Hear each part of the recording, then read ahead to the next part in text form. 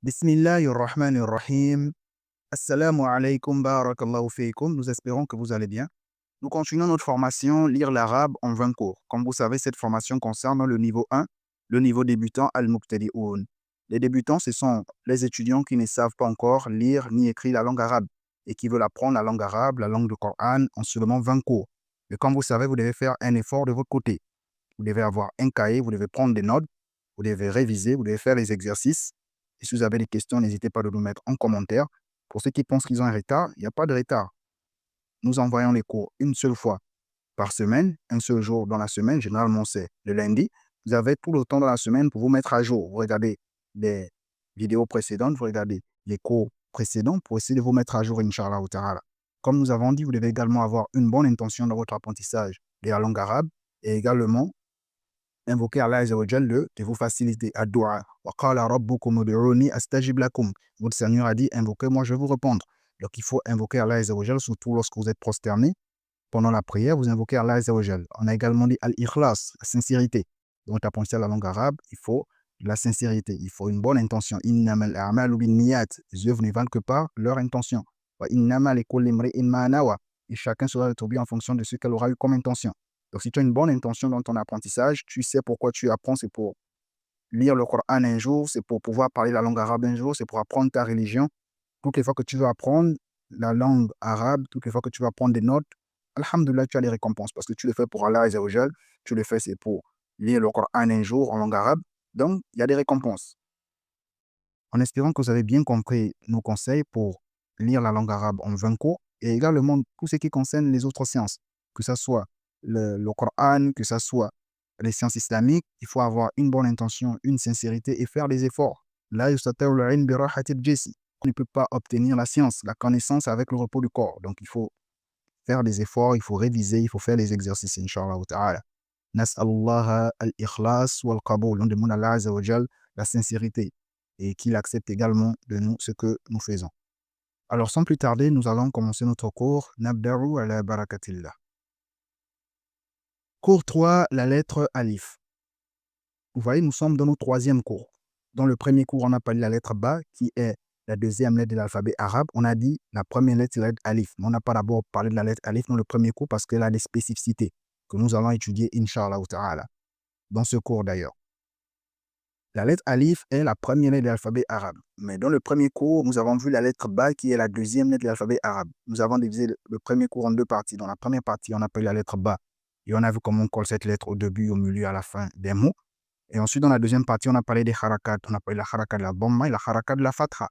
Et ensuite, nous avons vu le deuxième cours. Le deuxième cours, on l'a divisé en trois parties. Dans la première partie, on a parlé de la lettre Ta et comment on colle cette lettre au début, au milieu et à la fin du mot. On a fait également un exercice pour essayer de reconnaître cette lettre. Et dans la deuxième partie, on a parlé de la lettre Tha. On a vu comment on colle la lettre Tha au début, au milieu, à la fin d'un mot. Ensuite, on a fait un exercice. Et dans la troisième partie du cours 2, on a parlé des harakat. La harakat de la kasra pour le son I et la harakat sukun pour le son muet ou le son neutre. Nous avons dit l'alphabet arabe à 4 harakat. Les harakat, ce sont les accents ou bien les voyelles. Nous avons la harakat de la dhamma pour le son O, la harakat de la fatha pour le son A, la harakat de la kasra pour le son I, la harakat sukun pour le son muet ou le son neutre. Nous avons dit également que l'alphabet arabe a 28 lettres. Ce sont des points importants que vous devez connaître, que vous devez noter dans le cours. Pour avancer en langue arabe, vous devez prendre des notes, vous devez avoir votre cahier. C'est très important. C'est très, très important pour avancer en langue arabe. Tout ce que je suis en train de vous dire là, ça doit être également dans votre tête. Vous devez connaître ça. Ce sont des détails que vous devez connaître. Moi, je l'ai dit, je ne regarde pas le cahier parce que c'est, alhamdoulilah, ce sont des choses que j'ai déjà étudiées, ce sont des choses que je connais. Vous devez également connaître ça pour parler la langue arabe, pour lire la langue arabe, Inch'Allah ta'ala. Nas'alullah at-tawfiq. On demande à Allah Azza wa Jal le succès, on demande à Allah Azza wa Jal la réussite. Alors, nous allons étudier dans ce cours, le cours 3. Dans le cours 3, bien sûr, nous allons étudier la lettre Alif. La lettre Alif, c'est cette lettre-là. La lettre Alif, c'est cette lettre-là. Mais à côté, ici, nous avons une lettre qu'on appelle la Hamza. La Hamza, pour le moment, considérez que la Hamza, c'est le chapeau de la lettre Alif. On prend la Hamza, on la met en haut de la lettre Alif. À quel moment? On verra ça tout à l'heure, Inch'Allah. Donc, on l'appelle la Hamza. Il ne faut pas confondre avec la Hamza. Pas la Hamza. Il ne faut pas confondre avec Hamza. Nous avons la Hamza et nous avons Hamza. Hamza, c'est le prénom, ou encore l'oncle du prophète alayhi salatu wassalam. Hamza, c'est un prénom. Et la Hamza, c'est une lettre. Pour le moment, on considère que c'est le chapeau de la lettre alif. C'est un point important qu'il faut connaître. Si vous avez compris tout ça, nous allons rappeler un point important encore. Nous disons que la lettre alif, qui est cette lettre-là, est la première lettre de l'alphabet arabe. C'est le premier point, que la lettre alif est la première lettre de l'alphabet arabe. Le deuxième point est que elle fait également partie des 6 lettres qui ne s'attachent jamais à la lettre qui vient après. Voici les 2 points que vous devez connaître. Après avoir pris connaissance que la lettre alif, c'est ce trait-là, ce trait debout, vous devez savoir que la lettre alif est la première lettre de l'alphabet arabe. Et elle fait également partie des 6 lettres qui ne s'attachent jamais avec la lettre qui vient après. Nous avons dit qu'en langue arabe, nous avons 6 lettres. Dans les 28 lettres, il y a 6 lettres qui n'acceptent pas de toucher la lettre qui est à côté d'elle. Et la lettre alif fait partie de ces 6 lettres-là. Barakallahu fikum. Si vous avez compris ça, nous allons mettre un tableau pour essayer de voir où on doit mettre la lettre alif. C'est-à-dire comment on doit mettre la lettre alif dans un mot. Au début du mot, au milieu du mot et à la fin du mot. Voici notre tableau. L'écriture de la lettre alif au début du mot. Il faut savoir qu'au début du mot, la lettre alif sera sous cette forme-là ou bien cette forme-là. Vous voyez, ici, il y a le chapeau, ici, il n'y a pas le chapeau. À quel moment mettre le chapeau? Retenez cette règle et notez ça dans le cahier, c'est très important. On met le chapeau sur la lettre alif lorsqu'on veut mettre la fatha, la kasra, la dhamma ou le soukoun. Lorsque je vais appliquer la haraka de la fatha, de la kasra, de la dhamma ou la haraka soukoun sur la lettre alif, je dois obligatoirement mettre son chapeau, qu'on appelle la hamza, pas hamza, la hamza. La hamza, c'est le chapeau de la lettre alif. Lorsque je vais mettre la fatha, la kasra ou bien la dhamma ou le son soukoun, la voyelle soukoun, je dois obligatoirement mettre la hamza. Bien sûr qu'il y a des exceptions. Il y a des mots qui vont refuser la hamza. Il y a des exceptions. Mais la règle, c'est que on met toujours la hamza. Il faut savoir qu'il y a toujours al-istifna, il y a toujours des exceptions à la règle. Vous savez, par exemple, la règle, c'est qu'on doit prier debout. Mais si tu es malade, tu peux prier assis, tu peux prier couché. Il y a toujours des exceptions. Parmi les exceptions en islam, c'est qu'il y a l'interdiction de manger le porc. Mais si tu te trouves dans un endroit où tu es entre la vie et la mort, tu n'as rien à manger dans le désert, tu n'as rien à manger, tu peux manger le porc. Donc, il y a toujours des exceptions à la règle. La règle, c'est que lorsque je vais appliquer la fatha, la kasra ou bien la dhamma ou le soukoun, je dois mettre obligatoirement la hamza. Nous avons des exemples ici. Vous voyez ici, nous avons le mot ab. J'ai mis la lettre alif, j'ai mis la hamza et j'ai mis la fatha, je le sens a. Et ensuite, j'ai la lettre ba ici. Je dis ab. Regardez sur la lettre ba, on n'a pas mis des harakat, on n'a pas mis de voyelles. Considérez que toutes les fois que vous allez voir un mot à la fin, il n'y a pas de voyelle. Considérez que c'est le soukoun. C'est un point important que vous devez noter dans le cahier.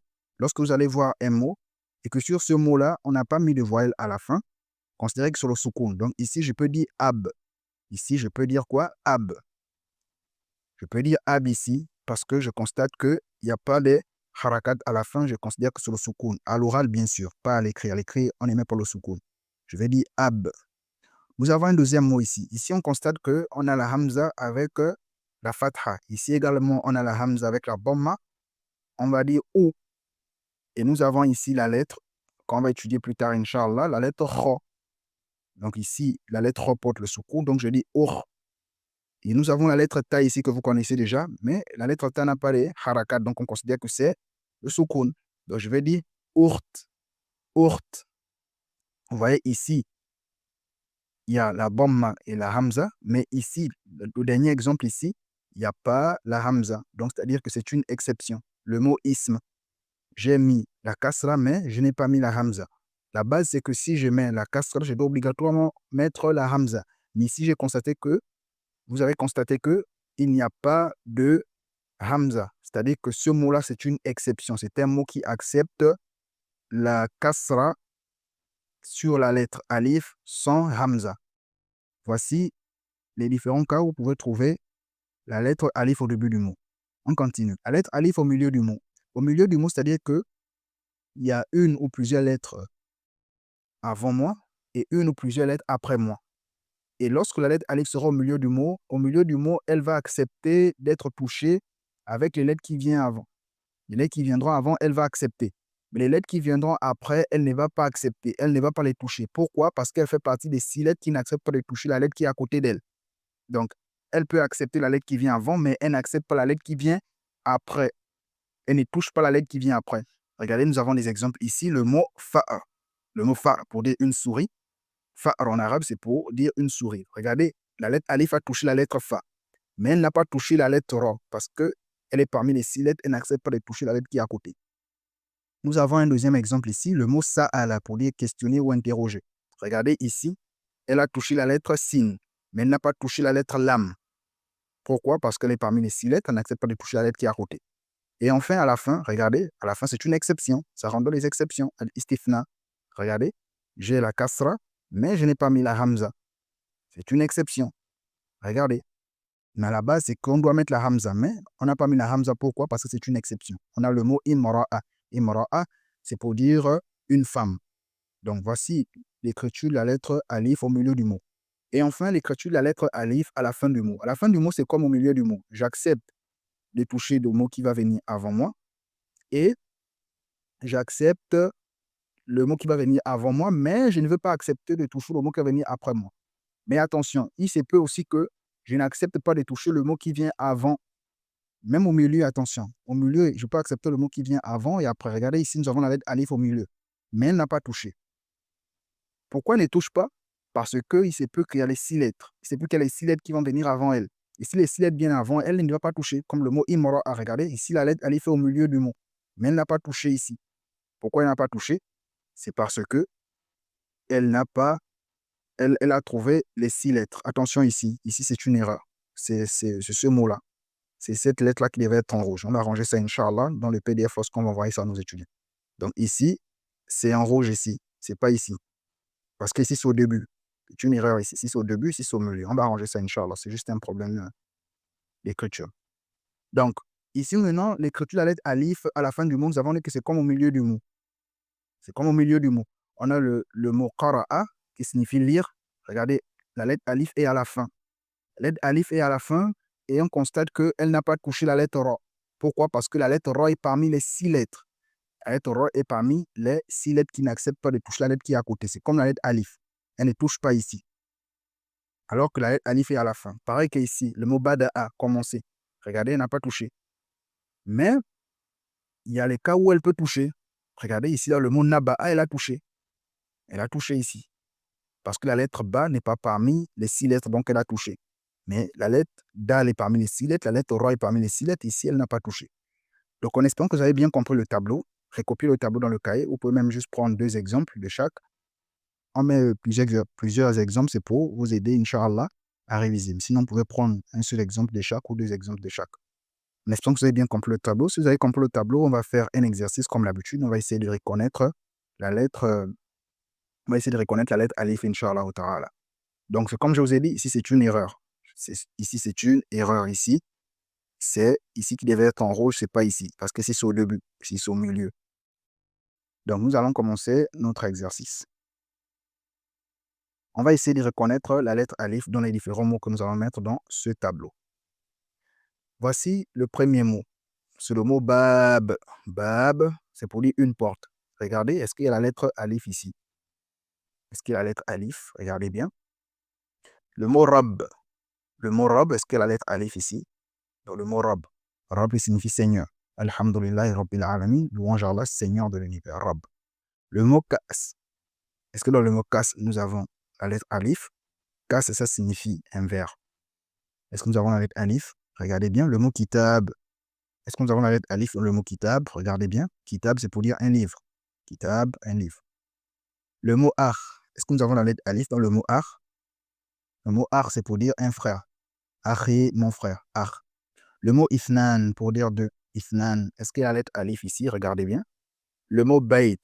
Est-ce que nous avons la lettre alif dans le mot bait? Le mot bait. Le mot bint. Bait, c'est pour dire une maison. Généralement, je n'aime pas traduire pour le moment parce qu'on n'est pas d'abord dans la traduction, est d'abord dans le fait de reconnaître les lettres. Nous sommes d'abord dans l'initiation. Le mot bint, est-ce que nous avons la lettre alif? Regardez ici, à chaque fois les mots terminent et il n'y a pas de harakat. Pourquoi il n'y a pas de harakat dans certains mots? C'est parce qu'à la base, on met d'abord le soukoun. Donc, je vais dire bint. Bint. Pourquoi vous constatez que nous n'avons pas mis des harakat? C'est parce que à la base, le mot ne doit pas porter une seule haraka. La base du mot, c'est qu'on doit mettre 2 harakat. On doit mettre 2 dhamma, 2 fatha, 2 kasra. Mais on n'a pas encore vu ce cours-là. Voilà pourquoi, pour le moment, on considère qu'il n'y a pas de harakat. On met seulement le soukoun, mais à l'oral. Donc, je dis bint. Je ne dis pas bintou, binta, binti. Non, je dis bint. Bint, ça signifie une fille. Par exemple, vous connaissez des gens qui s'appellent bintou. Bintou, bint, c'est pour dire une fille. Le mot ab. Ab, est-ce que nous avons la lettre alif ici? Ab, c'est pour dire impair. Le mot orti. Orti, pour dire ma soeur. Ort, c'est soeur. Orti, ma soeur. Est-ce que nous avons la lettre alif ici? Le mot ism. Est-ce que nous avons la lettre alif? Le mot masjid, une mosquée. Ism, c'est pour dire un nom. Masjid. Est-ce que nous avons la lettre alif ici?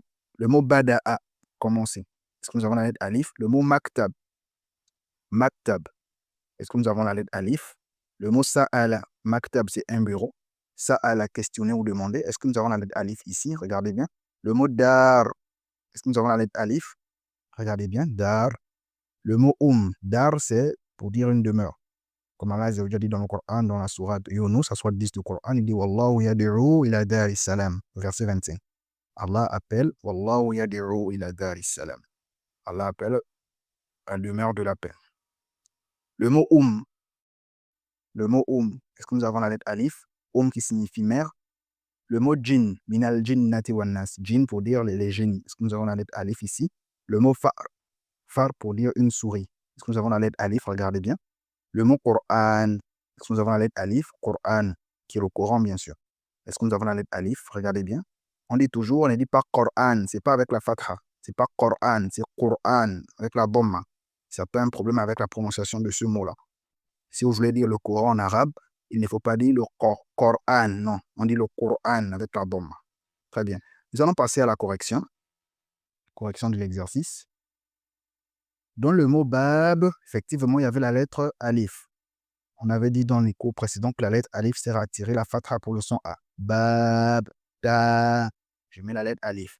Donc, bab, il y avait la lettre alif ici. Le mot rab, il n'y en avait pas, la lettre alif. Le mot kas, il y avait la lettre alif.